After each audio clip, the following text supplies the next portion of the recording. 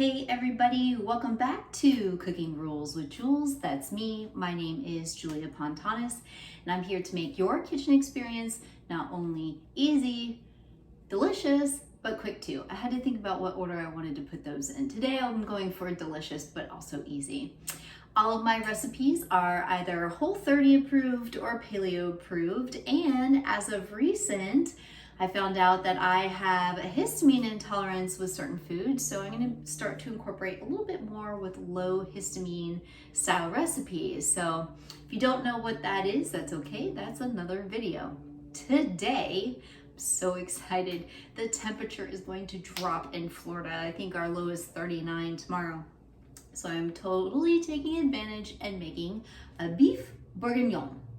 Well, not technically. So beef bourguignon is beef stew in French, and it's very rustic. Really traditionally, all that's in there is beef, pearled onions, parsley, carrots, garlic, butter, of course, and some sort of red wine. However, to keep mine paleo focused, and I always want to add in more veggies, we're going to keep ours a little bit more American style beef stew.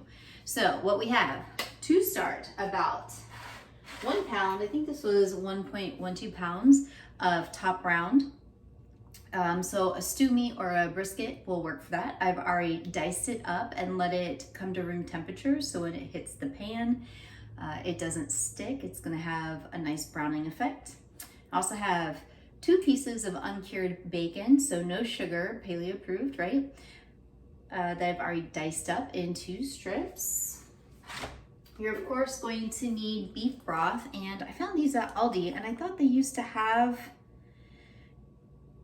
sugar in it, and you want to know what? This time it says no sugar is in here, so maybe they changed their providers, but whatever the case is, we have beef broth instead of wine.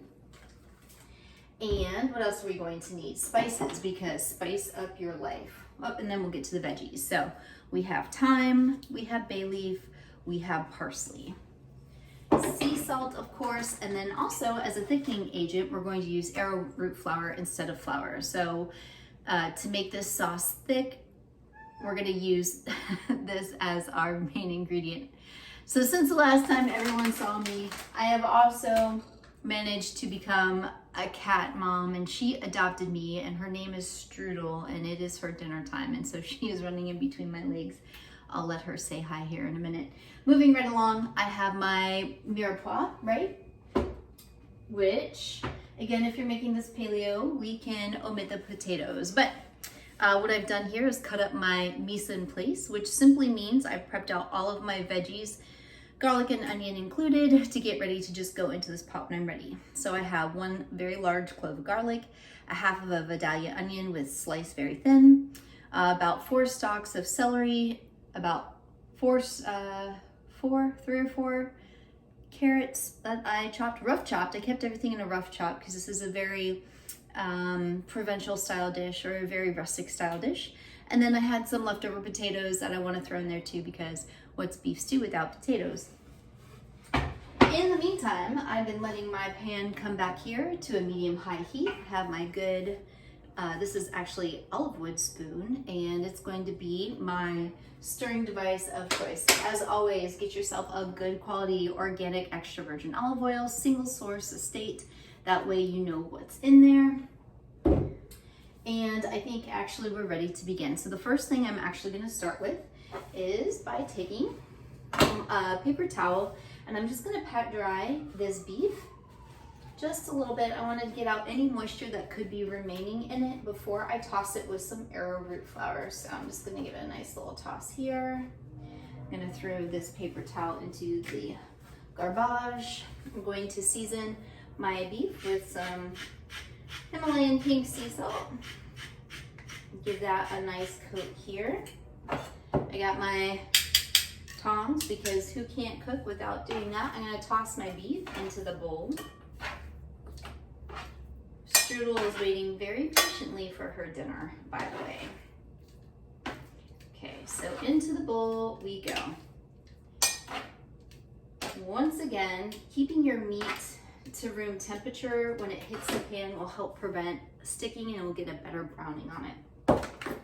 arrowroot flour. I found this at Publix. It is a little bit pricey. It was $7 here. You might be able to find it cheaper online or at Walmart or Target. I'm going to just dust a little bit. You know how I get with this eyeballing stuff. So probably not even a tablespoon, maybe 2 teaspoons of arrowroot flour. Oh, that's nice. It's kind of got like a little Velcro top. So I'm in my bowl. I've got my arrowroot flour going down.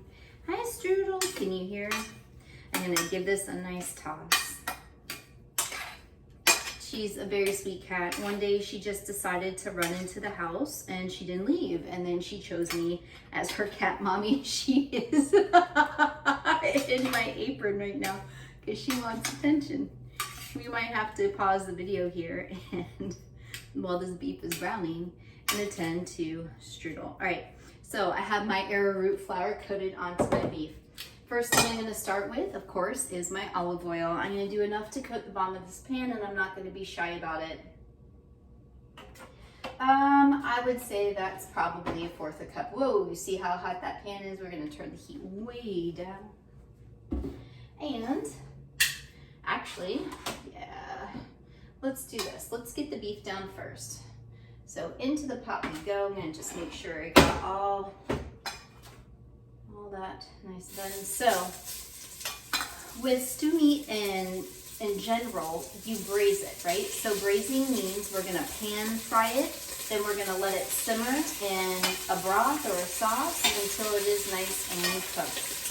So here goes the sizzle. Everything is going down evenly into my pan.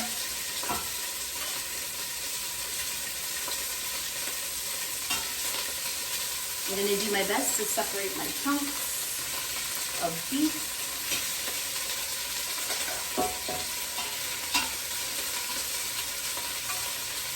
All right, awesome.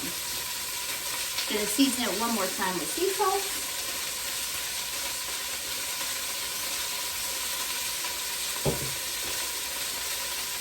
And I'm going to go feed Strudel, so I'll be back once this is finished being browned. Okay, I'm back. I gave Strudel some snacks. Hopefully that will appease her because it is too early for dinner yet.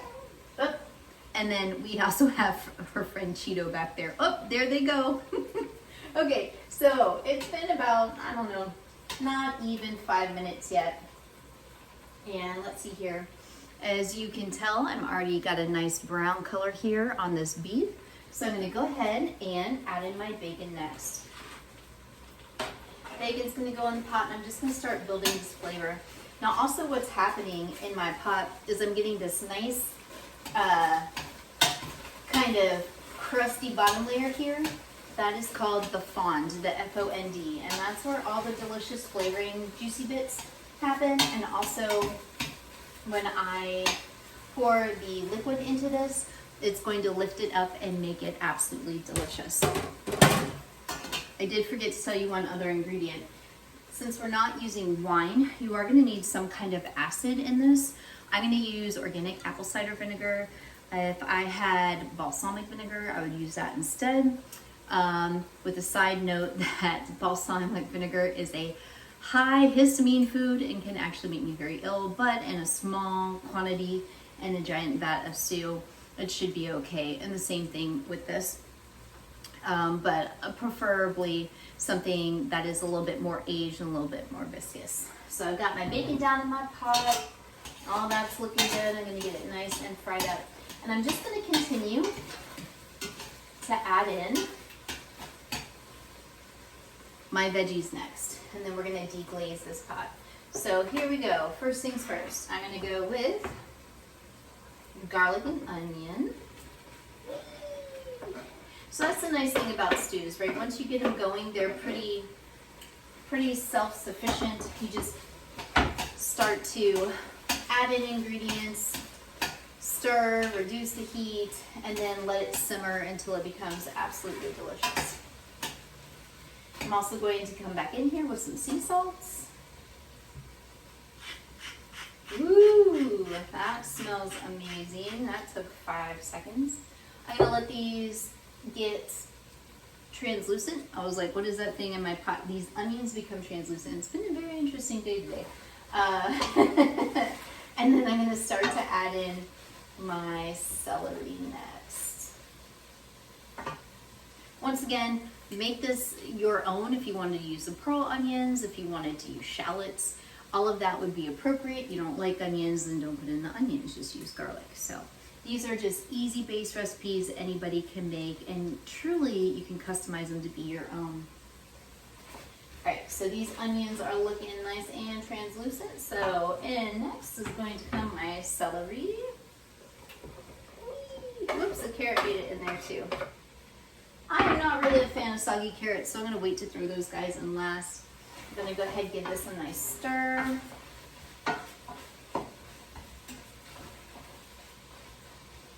And start to add in my aromatics here. Now that I have this, your Mirepoix, right? So your onion, garlic, celery, carrot. Mirepoix doesn't always have to be those things.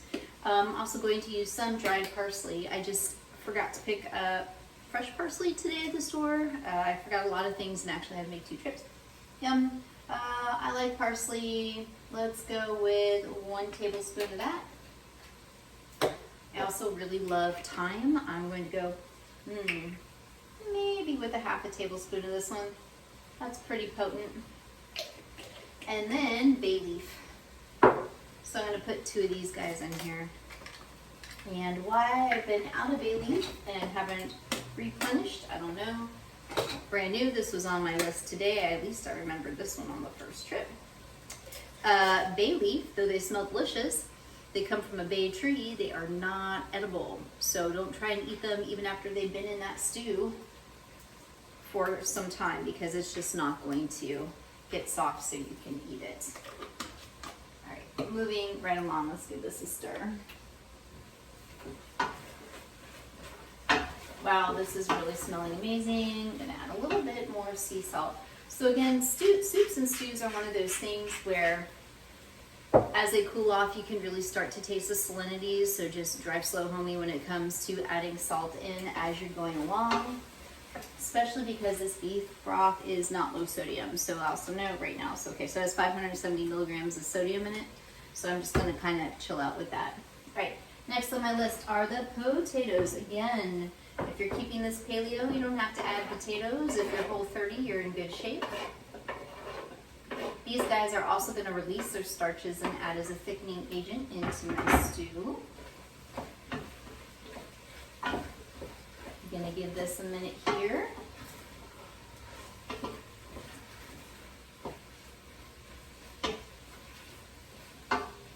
And it is smelling amazing in here. Bring this heat back up. And in about another 2 minutes, I'm going to go ahead and add my beef stock. And I'm going to play it by ear. Sometimes it needs 1.5, sometimes it needs 2, sometimes it doesn't need that much. It's a pretty soggy day here in Florida, so there's a lot of moisture in the air already, so maybe this doesn't need a lot of moisture to be added to it. Definitely just wanting to crank out the rest of that liquid that's coming off of the veggies, because I want that crusty bottom, that fond, to really release all those concentrated flavors. Oh yes, we're almost there. So this is almost in real time. Where are we at? 6 minutes?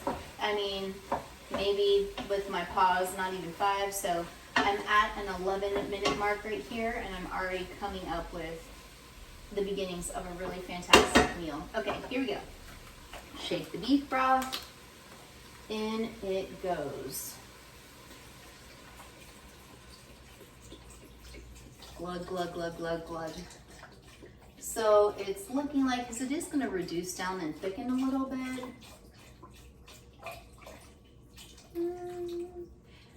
I might just use 1. To be honest, it's always good to have an extra backup, because it will thicken up overnight if you have leftovers, which I'm pretty sure you will. And it's always good to just have some extra beef broth around to let that, I can't even think of what I'm trying to say, to liquefy it again a little bit. All right, So now that I've got my liquid in here, I'm going to bring it back up to a boil and then let it simmer, probably for a good 20 to 30 minutes. And then once that is happening, I'll come back when I'm adding my carrots and let you know how the taste testing goes. All right, friends, I am back. It's been about, I don't know, another 20 minutes. I've, knocking things around. Finished up some cooking projects. I added a little bit more arrowroot powder to my beef stew, and I'm about ready to ladle it up. Now with these type of things, the longer you let them simmer, the better they're gonna taste, the more tender the beef. I'm gonna go ahead and turn mine all the way on low, and I'll just kind of show you here with my spoon. So when it starts to thicken up, it should start to coat the back of the spoon. So as you can see, that's left on there and it's a little bit viscous. So this has really fantastic flavor. I am hungry. The cat has been fed, so now I can feed myself. All right, so I'll show you what this is gonna look like. I'm gonna get a nice ladleful right here with a little bit of extra broth. And I will say this, the bacon flavor like infused into the potato, so it tastes like really amazing. So here we are. Hopefully I don't, spill this all over the floor. Okay, here is my beef stew, completely paleo and ready to go. So as always, thank you so much for supporting my page. If you don't know, I also have an Instagram page. And I'm also, what's happening back there? I have the tea going by the same name, Cooking Rules with Jules. I do my recipe of the week once a week on Wednesdays. I'm still pretty sure that's going to be a go. And I have a cookbook. And once that link is live, I will go ahead and post it for you so you can go and take a look. 20 recipes in there, completely paleo. So please let me know you like my video, you didn't like my video, you have questions, you just want to chat. I just, like to interact with people. All right, see you guys soon. Thanks so much.